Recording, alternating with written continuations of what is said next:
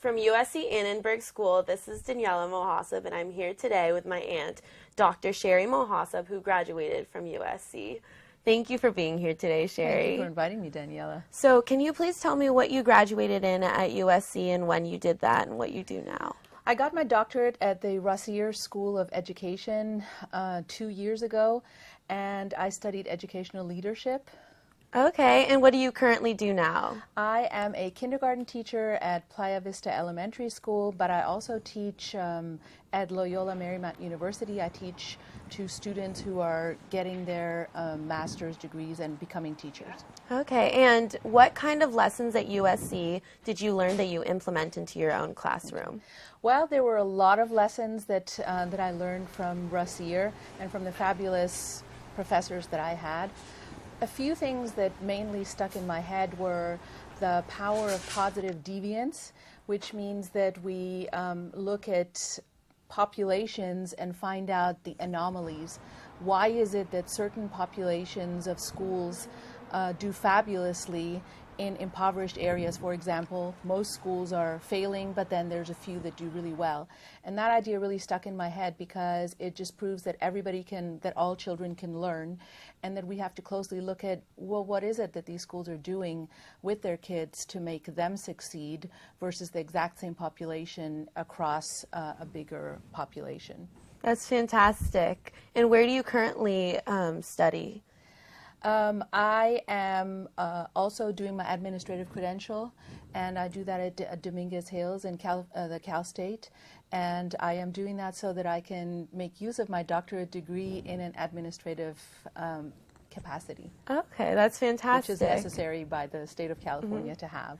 Okay, so you also implemented technology changes in the elementary school that you teach. Can you talk a little bit about that? Yeah. My first degree, my undergrad degree, is a computer science degree, and so I've always had a passion for technology. And I believe that, I just think that the kids today, it's their age of technology, and that's what they love and that's what they thrive in. And I've been able to show in my classroom that it is possible even for kindergartners to be using technology and to promote their higher level critical thinking skills.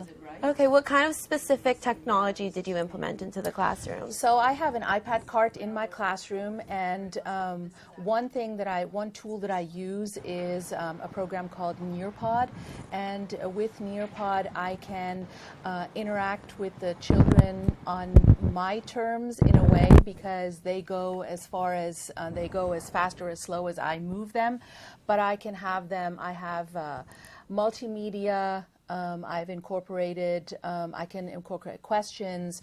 I have them doing stuff rather than just sitting there and listening to me. It's a very interactive type of environment. That's the one thing we do. And another thing I do is with assessment, we play these fabulous games called Kahoot, and the kids just, I'm assessing them. I have something that I can save. I can look at it later, and the kids are playing a game show type of game. And it's loud, and it's got the game show kind of music, and they just love it. Another kind of software that we use is an app called Aurasma, which is augmented reality, and it's probably well known at the Annenberg. And what it is you know how you have these QR codes where you can scan a code and then something pops up, a website or something like that? Well, this is, you designate certain pictures where you can pick that picture and say anytime you scan over it with the Aurasma app, it comes to life. And that would mean, for example, that you have a kid's work and then you would scan it and then up comes the child talking about their work. And I've incorporated that across the school, because we are also a LEED school, which means we have won all kinds of awards for recycling and sustainability features. So the kids actually created all the videos behind the icons that are present all over the campus.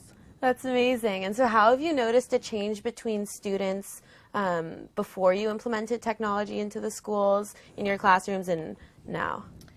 Well, the level of engagement is really high. So sometimes we're focusing on working collaboratively. That's a whole different thing because they're loud and obviously they need to be because they're working with each other. But at times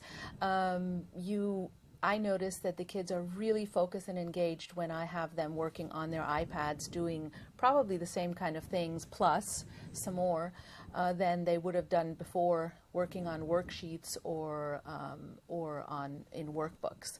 So the class is really quiet and I see them focused. I see the kids helping each other. So engagement is really high because it's right up their alley. It's what they've grown up with. That's fantastic. Is there anything else that you would like to add that I didn't ask you about? I think that the direction of schools should be to make sure that kids do use a lot of technology because you're really tapping into all of their modalities or all of their interests. You can have them collaborating with each other on projects. You can have them communicating because they can be creating a presentation and talking about it. You can have them thinking critically because they have to, if they're making a video, putting together one like you're doing right now, you really have to think about all the questions you're going to ask and the different aspects, and the children will be doing the same thing.